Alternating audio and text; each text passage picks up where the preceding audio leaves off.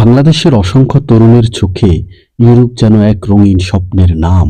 উন্নত জীবন, স্থায়ী আয়, নিরাপদ ভবিষ্যৎ সবকিছু মিলিয়ে ইউরোপ অনেকের কাছে আশার শেষ ঠিকানা।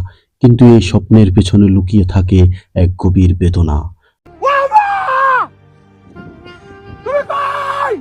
মা, পরিবার আর চেনা মাটিকে রেখে যাওয়ার কষ্ট, গ্রামের ছোট্ট ঘরে মায়ের রান্নার গন্ধ, বাবার নীরব দৃষ্টি, এসব ছেড়ে পাড়ি জমাতে হয় অচেনা এক দেশে।